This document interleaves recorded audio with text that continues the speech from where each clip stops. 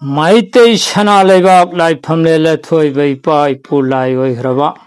Ibudo Shidavi Shingi Puya Amadi Male Mashigi Maming Chalaba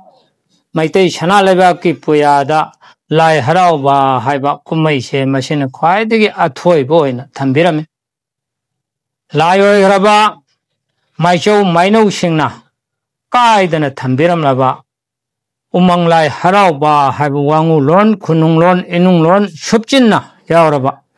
wang raba thaki maitei khoigi sigum laba laining lambi gi thak se puya da thanam babu nanai na khajik tang puya de shatok chege yolab da kanbi gani lalab da ngapi gani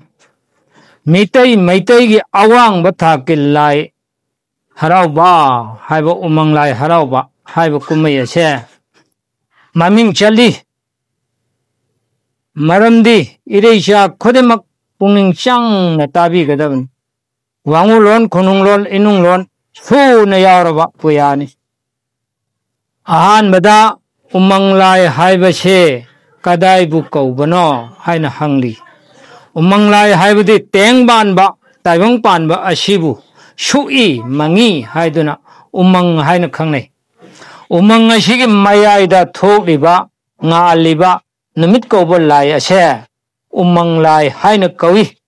Mina Uba Lai, Apoba Haiduna Lai Po Haru Kangne. Ling de Tauduna, Tanduna Lai Haiduna,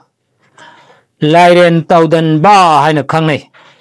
Apoba Lai Ashigi Shagoida, Malem Laima. Ima laimre na koi na lai haibagi lai masya koi lai pau jagoi haiduna ngasi pau nganari lai ma jagoi sai khutek ahum khongpang ahum mangang luang khuman matam ahum thang laga masha amuk laithoi masibun nong makauba lai haina khangnai khutek shahum go humpu mangana hariba Augri Jagoi se Masilepi Masina Numit Shahum Pu Manga se Nong Makobo Lai Sharoi Shahum Pu Mari Hana Numitka Tara Shahum Pu Manga Hana Kangne Hada Sharoi Kangba Hadana Ikona Lai Bese Nong Makobo Lai se Shahum Pu Mari Asida Hebi Mana Masing Singju Siang na Singba Aikoina Lamlong Ahum Pangbada Sharoi Kangi Bese Masigi Matangda Kara Panjage Maibina Laimangda Laipaula Thai Lagi Matakta Langthai Matualahum Laihun Tami Hariba Laipaula se Numitki Masakni Langthai Matualahum Matam Ahum Kangali Langthai Haibase Taibang Langon Taitara E Haiduna Langthai Haina Kawi. Taibang Aikoshin Numitagi Lakibani Aduna Malemda Numidna Shana Mahi Haina Koina Kangi Shana Mahi Kauba He Aishe Masigi Horokpam Oiriba Mahirel Haina Kangne Aduna Yai Punamaki Leni Haiduna Yai Biren Shida Haina Kawi Matam Chupada Shantong da Taki Haiduna Shantong Mapuremba Haiduna Mitei Aikoigi Yum Kudingi Shana Mai Kubam Yaribani Mitei Haiba Kanglup Ashe Awang Bawakan Laigi Niklam Kangba Laigi Masani Hairibashe Matang Ashidani Matam Punamata Lai Tingi Port Leiba Haiduna Shaliba Mashigi Matangda Tinna Kanano Laina Kanano Amuk Yangashi Til Haibadi Midna Hek Uriba Numitha Thawai Mishak Malem Lairiba Hek Punamakshe Mashibu Tinana Laire Haibagi Damukta Til Laina Kangne Tinariba Maya Mashibu Tampam Moina Piriba Mapam Amasung Matam Do Lai Haina Kangne Maram Maduna Lai Til Haidana Nashi Powder Thadok Palaitana Lai Tingi Thorum Tauribani Hauji Amu Yangashi Laina Mi poi mi na lai chai lai na polga mi oi mi na shiraga lai oi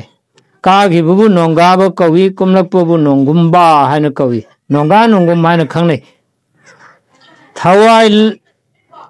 थवाई लखा मरफू मरीगा ताइबंग मीगा खेनी खेनबगी मरमदो हाइजगे थवाई पानब सिंदगी ताइबंग मीना कयात कालेल अहुम हेना यावी मसीगी मरम थवाई पानब पुनमक असे इकाइब खंगदे लाई निंगदे अदुना हराव तायामना नोकपा दु मखोय the लैते ताइबंग मीदी लाई निंगी इकाइब खंगी हराव तायामना नोई मसीगी कयात कालेल अहुम मसे मसीबु थवाई पानब सिंदगी मियोइबने हेली हाइबसे मसाना ताले मिरोंदा अखोइना हेले हाइबसे लाई नोंगाबा अमचुंग लाई हौबाना लाई हरावबगी मतंगदा पाउरौ पांथै खरा थमजरमगे मैतै मैतै अखोइगी लाई हरावबगी मतंगदा पाउरौ पांथै सयक सैदादा असुमना चाममनबा ना अमदा थैगिबा अकाम वाना ताइनगिबा अमदा अशोप अरेमलमदा थादोखिबा कयामा याउरी मसीबु अखोइना यामना चेक्शन ngakshena अफब माइगैदा पुयादगी लौथोकदबो ओय अहान मैतै मैतै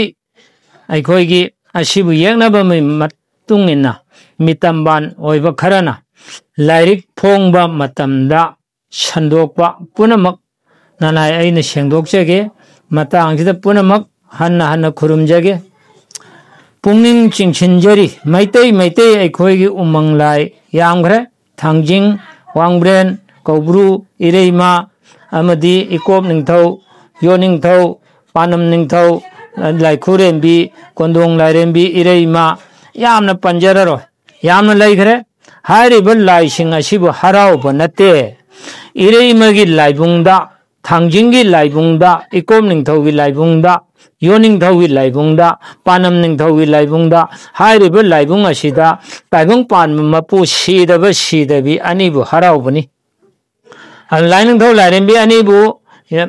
मफम याजबनी हरावजबनी मसीगी मरम हायगे माइबा माइबीना लावबा मतमदा लाइनिंगथौ लाइरेंबीगी मनाइसा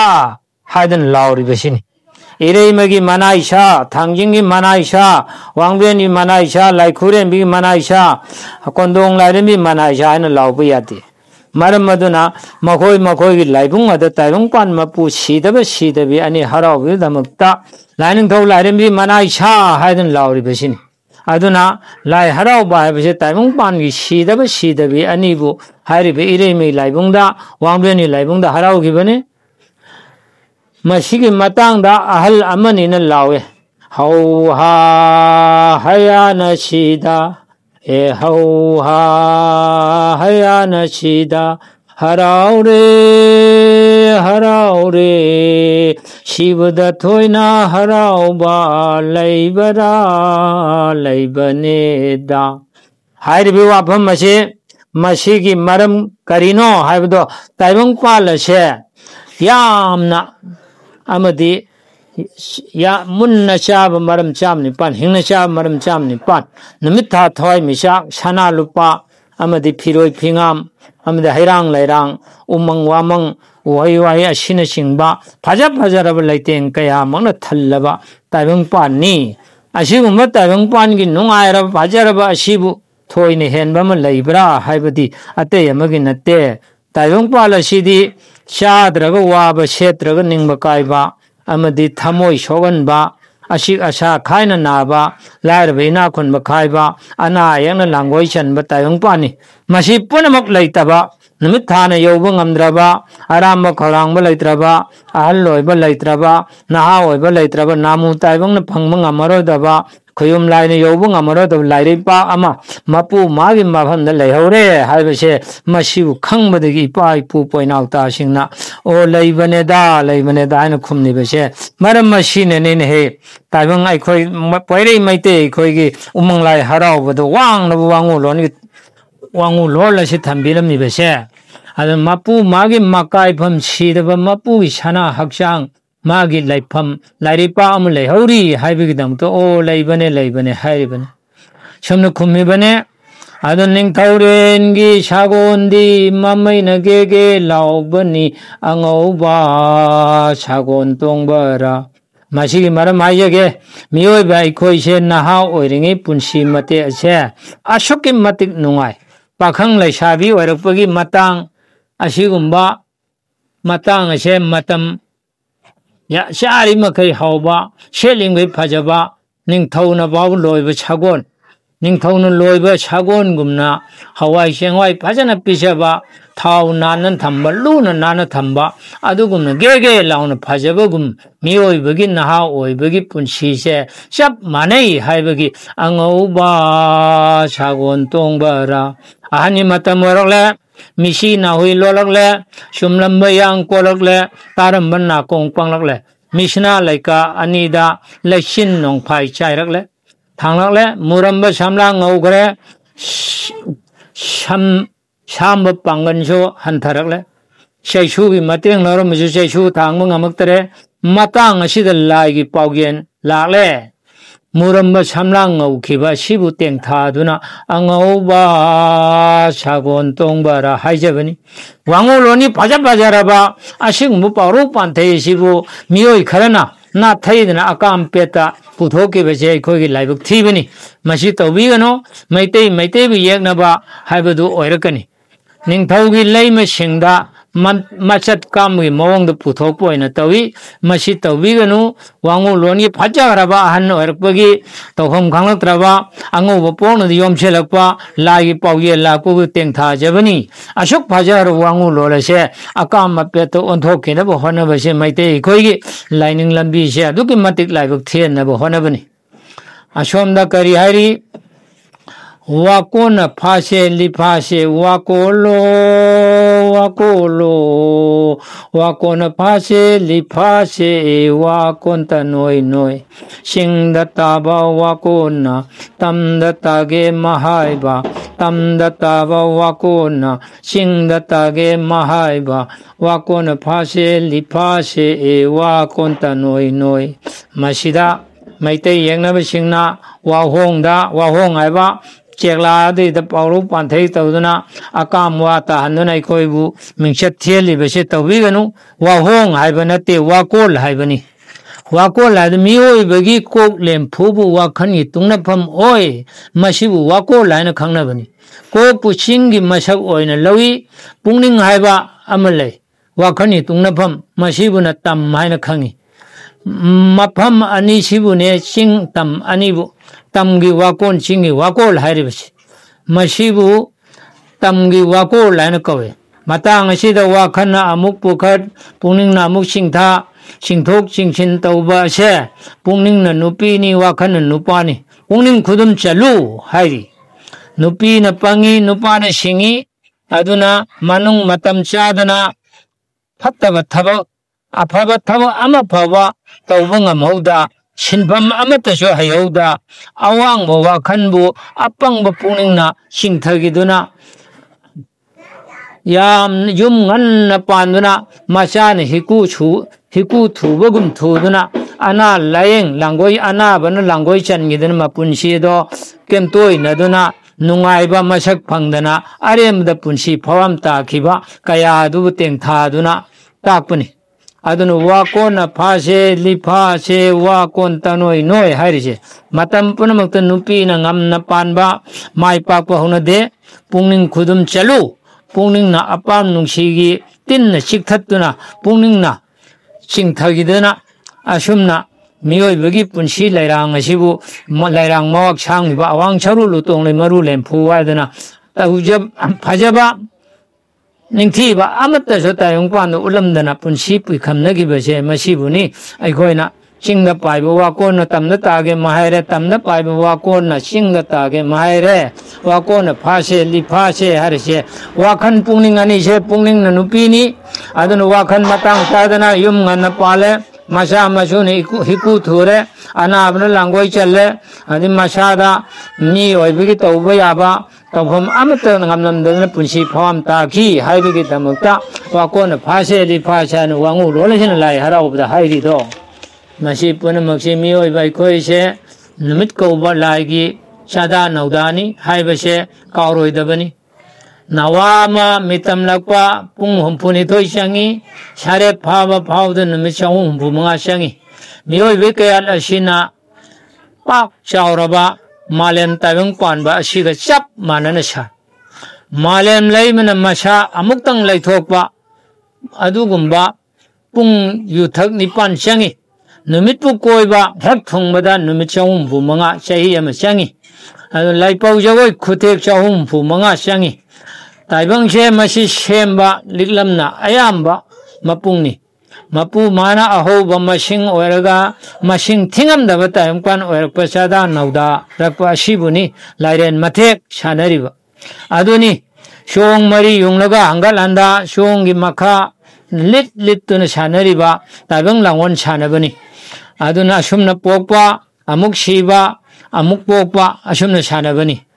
अदुन लाइरेन मथेक तलहै दे हाइबदी अतल अखम लैत्रबा लोम्ब नाइद्रबा ताइबंग कुमैने हाइबसे लाई हराउबसिदा ताकली अदुन लाई नुपी थीबा हाइब नुमिता मतै मनाउ जगोय छाय नुपीना थेकना नौना जगोय छाय नुपाना खुदुम सिंगना छाय अनीमंग असिना खुजेंग लैबीदा लोइसल्ली मसिना ताकलिबदी थेकना नौना सारिबा नुपी अदुना पुनिंगनी खुदुम सिंगना सारिबा अदुना नुपानी वाखननी पुनिंग वाखन के लांथेंगनबनी अनीसिना पुनिंगना खुदुम चंदुना ताई अपाम नुंसी कलक मिहौबा येकनब पुनमक अदो ngakथोके हाइबीदमक्ता नौना थेकना अमदि सारिबा पुनिंग नुपीदो मदुना अइना सोयदना ngamgani nangde aina पुनिंगना नंगु फादना अनौबा पुनसीदो अरेमबदा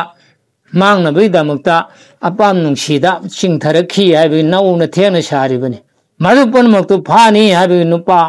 वाखलदुना खुदुम सिंगना सारिबसे नंगना आइबु कैदौंगैदैगी थमोइसे मसिबु नंगना लोइचनम ngमोय आइदि मपु मागी वाखन पुनिंग चंगना ताइबंग थौरम पुनमक माइ पाकना तौरमगनी हाइबी खुदुम सिंगना साइ अनु वाखन नुपागा लांथेंगनबा मतांगने मसिबु हाइरी क्रेक क्रेक केक मोक मोक तोक कामबगा कैगा येन खोंग पत्ते चासिल्लु लाइगी येन चाबरो कामना पुनिंग नि तोकपुना वाखननी कैना पुनिंग नि येना वाखननी अदु येन खोंगले याकायरकले सन खोंगले ngawrokle येन खोंग पत्ते चासिल्लु लाइगी येन चाबरो हाइरी अदु लाइगी येन हाइबा असिदी